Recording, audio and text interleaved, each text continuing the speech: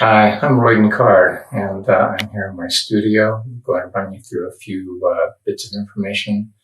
Biographically, I was born in Cardston, Alberta, Canada. My father, Eldon J. Card, and my mother, Jean Lowe Card, were my parents, and they moved me to Utah into the States when I was about 4 years old. And we moved to the Provo-Orem area. And they both encouraged me in my creative endeavors. My father painted and was also an artist, although he primarily dealt in real estate and life insurance. This is one of his paintings that he did when he was a student at BYU. He only took one semester of painting art classes, but he was encouraged me. And so he also was the first person to give me my instruction in oil painting, and I've painted ever since. I drew as a child a lot, and my both mother and father helped me, encouraged me. I've painted consistently since I was 14, and I believe that it is just a desire for beauty, a love of observing things, and a curiosity about how the world is and how it looks. It makes one an artist. It also, I think, goes along with whatever you do in other art fields as poetry or writing or music. People are curious as to what this melody, what this may sound like, how the movement of a body may have an effect on the emotion or express a feeling. And for me, it is the light on a hill, the color, the pattern shapes that help me to understand and let me see what I think I can do with this piece of landscape and turn it into something that would be wonderful to look at and also just be a piece of beauty that I would love to share.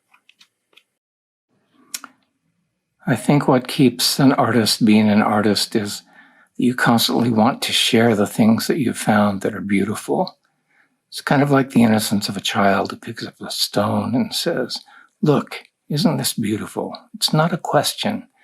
It's a statement. Isn't this beautiful? And I think that is that kind of curiosity and that wanting to share that makes an artist want to continue to do his work. And sometimes it is the things that I find shocking in nature, the juxtaposition of colors, and I tend to punch them up and make them quite bright and brilliant at times. And this is a piece that I recently did from Death Valley National Park, and it is called Shattered Rainbow Ridges. My methodology is really quite straightforward. I wander the desert. I make sketches, usually with a pen and ink, sometimes pencil, and sometimes I make color notations like I did on this drawing with colored pencil so that I have something to go from. I also take reference photographs, but when I find something that I really want to pursue, I usually sketch it, take the reference photographs, or sometimes paint on location. Here's the sketch for Near a Lonely Grave. It was a painting that I did and during a plein air session back in 2014 or 2015. This is the pen and ink sketch, and then I actually did do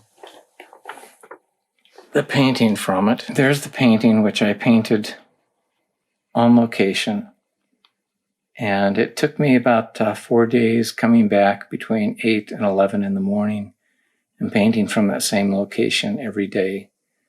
And after about 4 days, was able to complete it. It is near the location of where the lonely grave, but I was intrigued by the subtle colors and I punched them up a little bit, and I just liked the area, even though it was something that probably no one else would want to look at or even paint. When I did this painting, A Lonely Grave, it was a rather melancholy scene. It was a little bit poignant, and part of that crossroads that someone had that might have been a bit tragic. Over the past week, I was also running around the desert again, and I decided that I would visit this place again. And it does have a little bit better ending, for here's what I eventually found there. This is the photo of the gravesite as it now appears. You can tell that the crossbar on the cross that used to say Crowther Baby has fallen farther off, but the gravesite has been visited again. It has been tidied up, and they have added the white plastic fencing to that, and they also added one more item which gives the story a nice closure for me. They also added this granite marker, and so we know now that this grave, this baby, Crowther Baby, has a name of John Richard, son of Richard and Esther Crowther, and gives me a time frame that October 28th, 1891 through December 21st, 1891.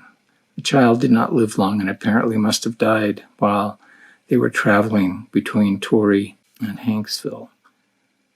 But it gives me kind of a little bit of solace and a little bit of background and a closure to the story.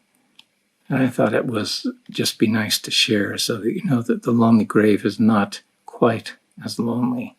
But I hope this gives you some sort of sense of how I work and how I go about this. I wander till I find that view that I want to sketch or work with, because I think to me that it is beautiful, even though it may not be quite so beautiful to other people. And I tend to accentuate colors and make it brighter. And some people say they know my paintings because all my paintings have blue sagebrush.